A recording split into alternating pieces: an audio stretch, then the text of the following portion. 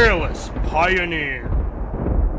Yo, what is going on, guys? EJ here, bringing another Lord of the Rings Rise to War video. Today, guys, we've got another commander guide, and I'm very looking forward to this one. It is my newest commander that we recently pulled, or I should say unlocked, because I actually did it the hard way. But I have got him up to Respect 3, and it is none other than the Tier 3 God, Gil-Galad. So we're going to be doing some tests with him today. We're going to be going over what kind of equipment to use him. All of his stats, skills. I'm going to be showcasing some of my fellowship members who have him Respect 5. We're going to attack some things, try and get into some PvP, and to show you how good he is. Like, if you guys are in earlier seasons 1 and 2, and your guys are saving up your Respect items to unlock a Tier 3 commander, I highly recommend, if you're playing on the good side, or even if you're in a mixed roleplay server, to try and unlock Gil-Galad, because I tell you now, you won't go wrong. He is absolutely amazing. So, first off, let's go over some basic information for this beast. As you can see, I've got my guy at level 44, and we're getting close to Respect 4 at the moment, which is very good. He is a leader, which is excellent. They also updated this a little bit, so now you can see a little bit more information, which is really cool. Because they have like these little sub buffs here, saying like elf, which can lead elf units to fight in combats to deal massive damage, and some commander skills carry control abilities. And of course, with commander gets +5 command. Basically, he will have 80 max, so which is really good there. He can have more troops on him. He is a fairly balanced commander when it comes to might and focus. They're usually around the same, depending on what gear you use on him. Now, as you can see, I have 228 might, nearly 300 focus, and 171 speed. So, he's no slouch with speed as well. So, he's very nice. But yeah, I'm going to go over some of his equipment that I got on him and I'll tell you why I've chosen them. So, the first thing I have is the Lang. Now, the Lang works really good with elves. Now, there is a lot of better choices to use on him, like the white elven knife, but I don't have that. But this is all I have to work with, but it's still really great because it increases commander might and focus a lot, as you can see, 36 and 24, but also gives a nice army HP of elves, which we will be using all elves with him, of course, by 3 HP buff. I also have Counter-Strike on here, which is pretty good for the first 2 rounds. Allied melee units perform a counterattack. So, that can be useful. You will need to use the melee on him. Otherwise, it's not going to work. But I mostly use all archers. So, it's only 8.3% damage. So, I don't really use Counter-Strike much. The next thing is Mithril Coat. Now, I probably could use something like the High Elf Hauberk here, which is really good. But I just didn't want to like get rid of my Mithril to strengthen this up, because Mithril is really good on a lot of commanders. And basically, I do increase my focus a bit here, but I'm getting an army defense of +36, which is pretty good because some of the elven units don't have the world's best defense. Like, bow knights are pretty good, but like the sentinels, for example, they're a little bit lower on the defense, so it's good to give them a buff. Then we have tactical maneuvers, which is really good. For the first 3 rounds, all units damage receive is minus by 3%. So that's going to be really good when I can start refining this up a little bit. Now, with helms, I've gone with the Trapper Hood. Mostly just because it does increase my army attack range, and I'm using all 3 archers at the moment, which we'll talk about troop combinations later on. So that gives a nice little buff there for their attack. It also increases speed and focus, which is decent, but it has Hysteria, which gives us the ability to inflict madness, which is extremely good when going up against things like Witch King. And then the last one I got here is the Harp of Lothlorien. Increases focus, of course, but it also increases army speed for elves +15, and sustain, it's going to give us a little bit of healing. I will show you guys another commander, one of my fellowship members who will Respect 5 and that, a little bit later in the video, so keep on track for that. And yeah, let's get into the skilling right now of Gil-Galad. I will go over all of his respects and that. Like, if you respect 1, 2, 3, 4, 5, or I should just say 1, 3, and 5 on how you should skill him. But basically, it's really simple. I'm going to go over all these skills and show you and how everything works. I want to talk about the big one first. Kingly Kin. This is his most important skill here. For the first 2 rounds, elves have a 70% chance to evade all damage, plus a max effect of elves defense plus 10, which is going to stack with my mithril. So now I've got 46 extra defense. But that gives you a 70% chance to dodge things like when versing Witch Kings. This is why he does so good against Witch Kings.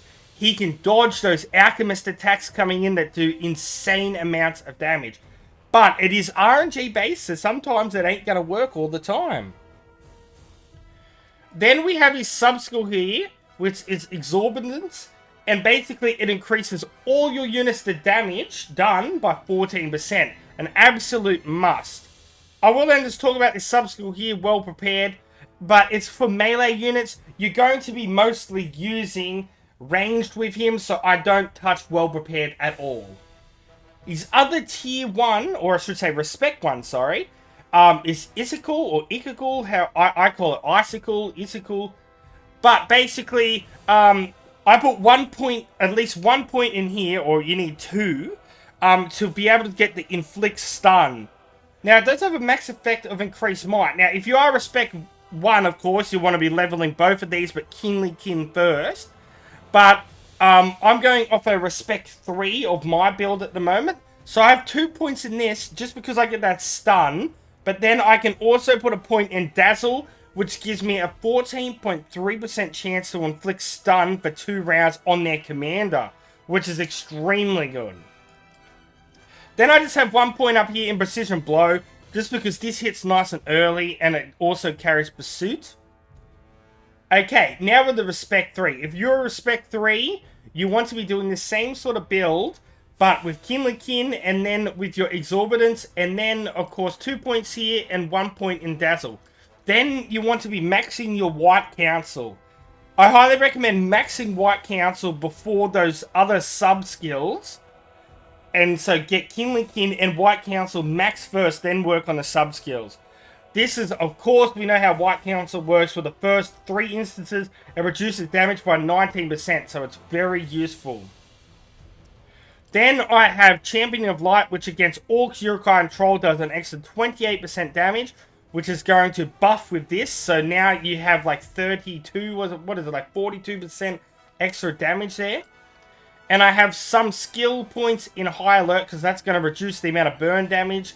And Poison and Focus, which a lot of Evil Side commanders use, especially like Witch King. Now, moving on to Respect 5, High King. This is beautiful. All elves damage received at max will be minus 15% and will give a buff of elves HP plus 3. Which is going to work really nice with my Lang that I have as well. So I'm going to have plus 6 HP buff on elves now. But if you're Respect 5, you want to be maxing High King and Kingly Kin first. Maxing those out and then working on White Council, your sub-skill, of course, right down here of Exorbitance. And then working on your sub-skills of Champion Light and High Alert. But also another one I highly recommend working on is Elven Leader, because it is going to give each round for elves a chance to gain follow-up, which, as you can see, initiates 2 attacks this round. And this is very high key to doing a lot of damage early. And then another one as well, Chaotic Retreat, which reduces enemies' defense at maximum of 35. Really good. So his R5 abilities are really amazing. And I'm going to show you some builds of R5 in just a second. But yeah, basically at R3, this is the skill build that I have with him. So this is the skill build I'm going to be using when doing some PvP, versing some tiles, versus like Witch King tiles and stuff like that. So this is what we're going to be working with. Alright guys, now we're going to be moving on. We're going to be checking out an R5 amazing Gil-Galad. So let's go check him out, shall we? Rightio guys, I first want to give a huge shout out to Gollum, my team member here, my fellowship member. You guys might remember him. I made a video about him in Season 1 about how insane he was and the amount of gear he had. Well, it's safe to say he is absolutely insane account now. And I thought, what better than to show an R5 Gil-Galad than literally the best Gil-Galad I've seen in the entire world. When you see this, guys, you're probably going to be like, what the hell? Now, he told me he's more like Respect 25 Gil-Galad. I'm showing you a battle against a Witch King, which had tier 4 and stuff like that, 5700 Alchemist and everything. As you can see, he is using the troop setup. He is actually using the Heralds with insane amount of defense. I can't wait to see the gear on this. This is my live reaction to it right now. Let's go have a look. Oh my dear God. All gold. All everything that's level 5, max refined everything. Oh my dear days. So, it looks like he has the white elven knife that I talked about, which increases the attack of elves. And also he has the might of elves on it, which increases their damage done by another 12%. He has the Hauberk, which, oh my god, has resistance on it, which reduces burn, poison, and focus damage by 30%. Wow, that is the ultimate combination there. The perfect combination. He then has Hunter's Helm, which for the first 2 rounds, against all enemies have a 100% chance to inflict madness. It's going to be increasing might, focus, and army attack range. So basically, that's pretty much like my Trapper's Hood, but just a little bit stronger buffs here. And then he has the Silver Harp of Rivendell, which is insane, increases army defense of elves by 15. The Might of Elves, allied units, another 12% damage on top. That is just crazy. He's using the troop combination pretty much that I talked about, but using the Heralds in there. They have a bit lower defense and HP, damage and HP, but they have extremely good defense. And they also do counterattack.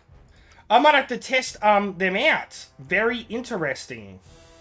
Now, with his skilling, he has gone with pretty much the skilling that I talked about. He has gone with High King, which reduces all the damage. Then he has Elven Lever for the 25% for follow-up. Then enemy units reduction of defense by 35. It then has White Council max that we talked about and High Alert max. And then Champion of Orcs 20% extra damage. He then has Kingly Kin so to evade all that damage. And all allied units plus 14. He's got 1 point in here for the stun. So he hasn't worried about that extra commander stun, which I highly would agree with. So, that is probably the perfect build, let alone, remember, he is high respect. But I wanted to show you guys an R5 Gil, absolute insane. Now, if we have a look at the battle here, he absolutely annihilated this Witch King. Absolute crazy.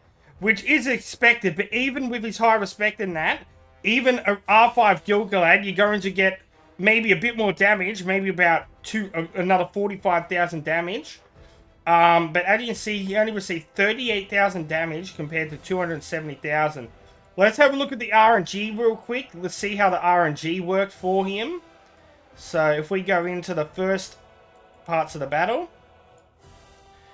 So Alchemist did attack. So, wow. So he got really lucky. So his Madness kicked in. This is why I run Madness with the Trapper Hood.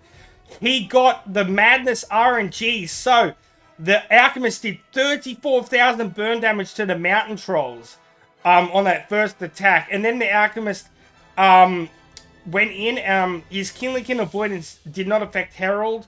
So they did receive damage. So, but that's crazy. He got that first hit.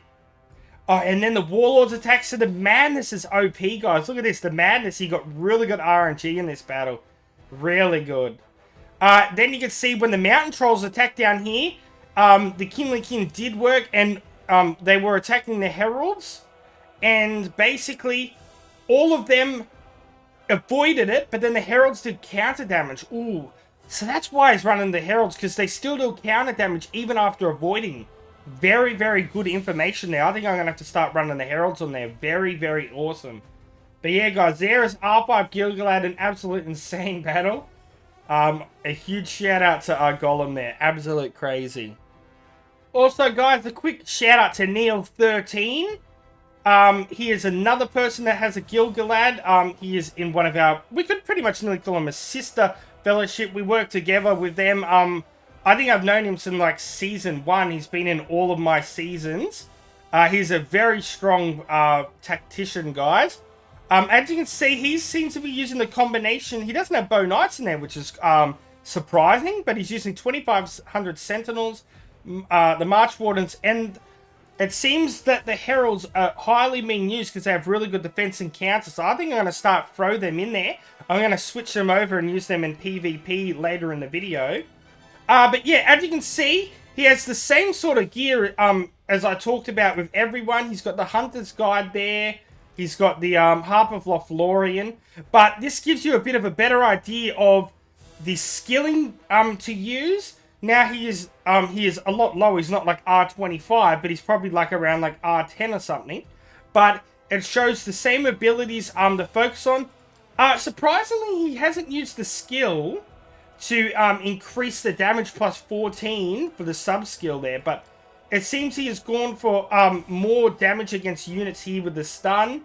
And he's trying to do more stun against the enemy commander. So he's gone more of a stunning route than extra damage. But he's already doing an insane amount of damage, so I can understand that. So, pretty awesome build. He went against Alerts here, level 44, and absolute wiped the floor here. And then he went up against a Sauron, level 50, which this is more of a realistic battle here.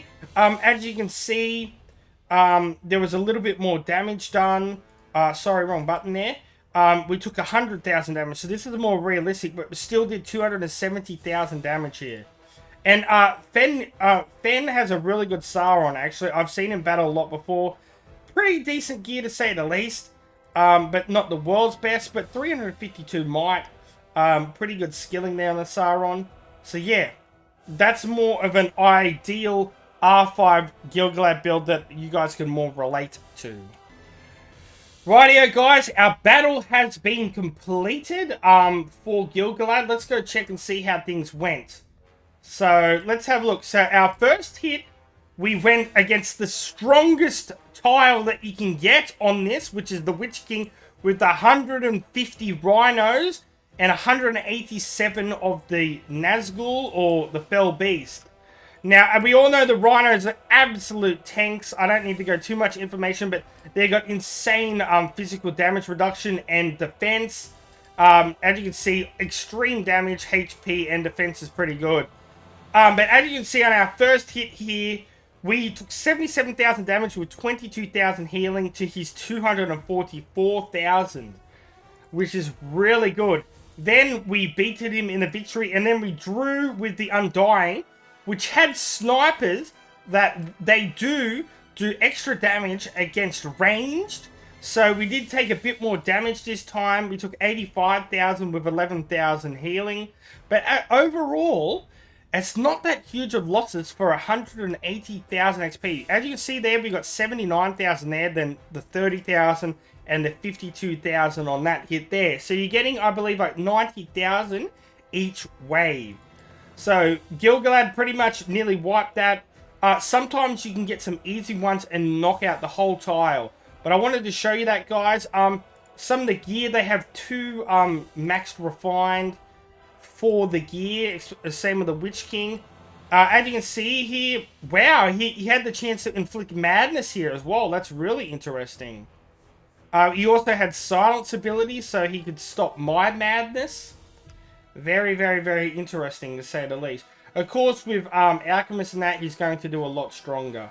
But yeah, just wanted to show you guys how well he does on tiles and stuff like that. And it's really good for getting XP. Righty, guys. So I'm going to wrap up the video there. A big thanks to Neal and to Gollum for providing some PvP reports and that. PvP is very low in Season 4 at the moment, particularly where I am. Wrapping up at the moment. I'm going to be grabbing a keep later on. So I've got a fair bit of work there. I've got a lot of armies there. I'm going to be seeing if I can break my siege record. I'm going to be aiming for about 6-7 million. So that would be slightly interesting. But yeah, just summing up, guys. Gil-Galad is absolutely amazing, guys.